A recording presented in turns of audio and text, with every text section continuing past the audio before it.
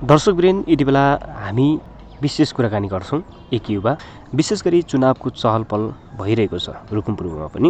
विशेष अहिलेको चुनावमा कसले जित्दा फाइदा होला त, अथवा कसले जिताउँदा ठिक होला? आजको यो संवाद सुरुदेखि अन्तिमसम्म हेरेर प्रतिक्रिया दिनु होला। तपाईँको परिचयबाट सुरु गर्नुहोस्। हजुर, नमस्कार। म चाहिँ कवरास रसाइली, मेरो घर पूर्वी रुकुम पुठा उत्तर गाउँपालिका 1 नम्बर वडा मैकोट है। हाल चाहिँ म रुकुमकोटमा बसेको छु। विशेष गरेर यो अहिले फागुन 21 गते प्रतिनिधि सभाको चुनावको माहौल चलिरहेछ, यसबारेमा तपाईँको जिज्ञासा के छ? मेरो जिज्ञासा केही छैन। अब यिनी चारवटा पार्टीबाट उठ्या छन्। यिनीहरूले गर्ने केही पनि होइन। चुनावको बेला बरु चाहिँ अहिले ल्याउन सक्छन्, गाडीमा चाहिँ जकेट ल्याउन सक्छन्, जुत्ता ल्याउन सक्छन्, अब अहिलेसम्म औषधि ल्याउन सक्छन्। अरू जितेर गइसकेपछि औषधि पनि ल्याउँदैनन्। अब आफ्नो हिसाबले चाहिँ जान्छन्। अहिले चुनाव आउन्जेल जो जिते पनि हो, हाम्रो पूर्वी रुकुमको माथि पुठा उत्तर गाउँपालिका मैकोटबाट जाने डोलपाडा जोड्न सकेका छैनन्। अब त्यही हाम्रो चाहिँ हुकाम र मैकोटको वरिपट्टिको त्यो खोलामा सानो सर्टकट बाटो लग्न खोजेर घुमाएर अरू बाटो लग्छन्। यो भन्ने गर्दा नेताहरूले अहिले जुन चुनावी माहौलको यो बेला चाहिँ एकदमै हामी गाउँघरमा कुनाकन्त्रा समेत पिच रोड खोल्छौँ, सडकहरू खोल्छौँ भन्ने कुराहरू आइरहेछ भाषणहरू। यस के साँच्चै लाग्छ तपाईँलाई? त्यो केही होइन, गर्नै गर्दैन। गर्ने आफ्नो चाहिँ स्वार्थ पुगिसकेपछि केही गर्नेवाला छैनन् जनताले। त्यसैले आफ्नो इच्छाले तपाईँहरूलाई जहाँ मनपर्छ, जो मनपर्छ त्यहीलाई हानिदिनुहोस्, अरू केही गर्नु पर्दैन। यिनीहरू चाहिँ यहाँ आएर भाषण गर्ने अनि गफ गर्ने, बरु 2-4 जना ओडाहरूले चाहिँ समस्या पऱ्यो भने उनीहरूलाई चाहिँ काम तार्लन्। साधारणले झन् हामी सर्वसाधारणलाई झन् गर्नै गर्दैन। तर अहिले यो रुकुम पूर्वबाट प्रचण्डजी आउनु लाग्नु भएको छ होइन, कम्युनिस्ट पार्टीबाट। उहाँले भन्दै हुनुहुन्छ कि अब रुकुम पूर्वमा चाहिँ मैले जितेँ भने हरेक ठाउँमा विकास हुन्छ होइन, रोडहरू, सडकहरू, यातायात, खानेपानी, विद्युतदेखि लिएर आधारभूत आवश्यकताहरू चाहिँ सबै कुराहरू हुन्छ भन्ने कुराहरू आएको छ। त्यस्तै अरू प्रतिनिधिहरूले पनि त्यस्तै भाषणहरू गरिरहनु भएको छ। यो के साँच्चै अब चुनावपछि गर्ला नि त? गर्दैन। चुनावपछि गर्ने कुरै होइन। यो 4वटै दलका पार्टीले, अब 5वटै दलका पार्टीले गर्ने केही पनि होइन। यहाँ चुनाव नआउन्जेल जित्नलाई गर्ने मात्रै हो, अरू केही पनि होइन। अब जान्छन्, यहाँ जो भोट माग्छन् अनि जान्छन्, तल भाषण सर्छन्, सिद्धिन्छ। यो हजुरको हुकाम मैकोट पेल्मातिरको के कस्तो छ त्यताको अवस्था? पेल्मा हुकाम मैकोटको अब बिचको पुल, खोलाको पुलको समस्या छ। अब त्यहाँदेखि अब माथि डोल्पा जानु रुट बनाउनु पाए अहिलेसम्म राम्रो हुने हो। तर यिनीहरू अब के गर्ने र? तपाईँलाई ठ्याक्कै तपाईँको स्टाटस पनि मैले देखिरहेको थिएँ होइन। खास यहाँ चाहिँ एउटा न एउटाले त जित्नै पर्छ होइन। प्रतिनिधि सभामा उठिसकेपछि अब एक न एक त विजय हुनु पऱ्यो होइन। अब कसले जित्दा कसलाई फाइदा होला?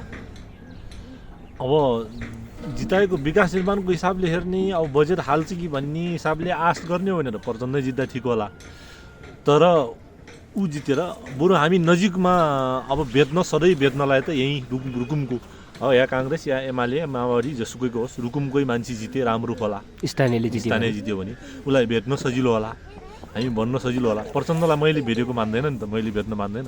उसको कार्यकर्ता अथवा चाहिँ उसको नजिकको मान्छे भएको अरूसँग भेट्दैन, हामीसँग त भेट्नै मान्दैन।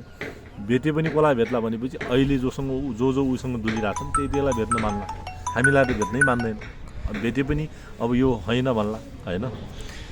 तर जनताको जनगुनासो चाहिँ धेरै छ। 34-35 वर्षसम्म अहिलेसम्म केही पनि विकास गर्न सकेन। फेरि पनि चुनावको बेला चाहिँ घुम्ने हात जोडेर घर दैलोमा पसिरहेका छन्।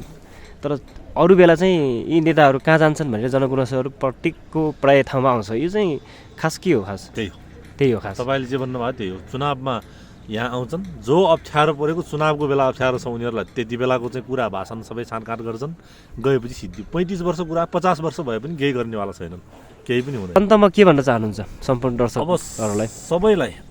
सबै यो पूर्वी रुकुमको 3टा गाउँपालिका छ। 3टा गाउँपालिकाका सबै अबको कुरा केमा जानुहोस् भने जनप्रतिनिधिको कुरा नसुनेर तपाईँहरूको इच्छा, तपाईँहरूको कुनलाई दिनु मन लाग्छ, कसैको दबाब नसुनेर मतदान गर्नु होला। सबभन्दा मेरो सुझाव, जसलाई दिए पनि हुने केही छैन। तर तपाईँहरूलाई मैले भनेको के हो भने 3वटै गाउँपालिकाका यहाँका चाहिँ जनतालाई भन्ने के हो भने तपाईँहरूले सबैले आफ्नो इच्छाले भोट हाल्दा हुन्छ, यो ऊ भन्नै नभने हुन्छ। कसैले भने यो 1-2 जना चाहिँ अब 2-4 जना थकहरूले चाहिँ अथवा चाहिँ काङ्ग्रेसलाई हाल अथवा एमालेलाई हाल अथवा माओवादीलाई हाल भन्ला हैन अथवा नयाँ पार्टी सबैलाई हाल भन्ला तर त्यो भन्दा आफ्नो इच्छाले हाल्यो हुन्छ जो गयो पनि त्यही हो जो गयो पनि उही जुगी नै हो अरू केही हुनेवाला छैन जो जोगी आयो कानै चिरे कानै चिरे।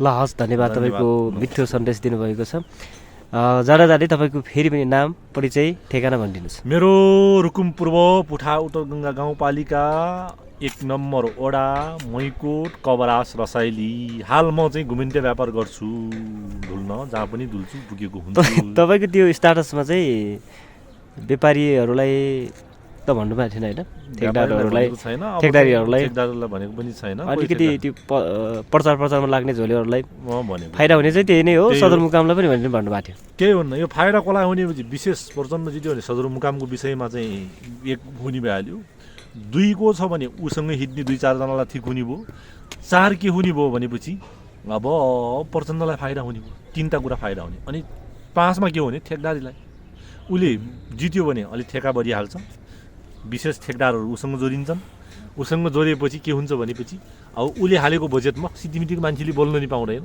होइन जस्तो गरे पनि मिल्छ।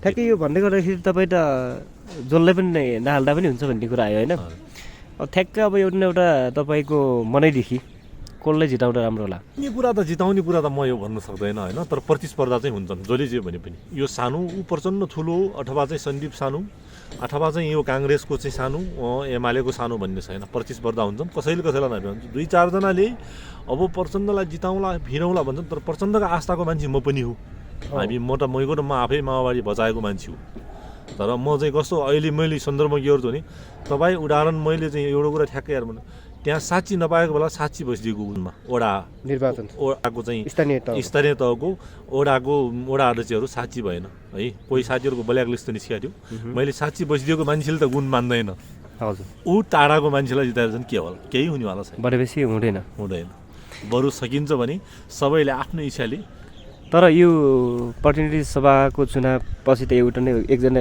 त जित्नै पर्छ होइन जितिसकेपछि उनीहरू चाहिँ विशेष काठमाडौँ गएर बस्नुपर्ने कि गाउँघरमा जनतासँग भेटघाट जनताका गुनासोहरूलाई पहिचान गर्दै प्रत्येक घरको प्रत्येक बाटोको प्रत्येक वडाको प्रत्येक गाउँको चाहिँ कागजमा टिप्पण बनाएर अथवा लिस्ट बनाएर यो समस्या छ भनेर उनीहरूले लिस्ट बनाएर जानुपर्छ आज जित्यो भोलि नै काठमाडौँ जान्छन् होइन त्यो त अब अब त यो चुनाव भइसकेपछि त जनयुद्ध सिद्धिएर चुनाव भइसकेपछि त आज जित्यो भोलि काठमाडौँ गएको हुन्छन् तर यहाँ जित्ने मान्छेले यहीँ बस्नुपर्छ कि गाउँघरतिर पर्छ नि त होइन त्यसलाई तपाईँ कसरी बुझ्नुहुन्छ चुनाव आयो गाउँमा गयो अवसरवादीले हो प्योर शैली नयाँ मान्छेले के गर्ने भन्ने कुरा हो प्रचण्डको शैली त्यही हो अरू केही हुने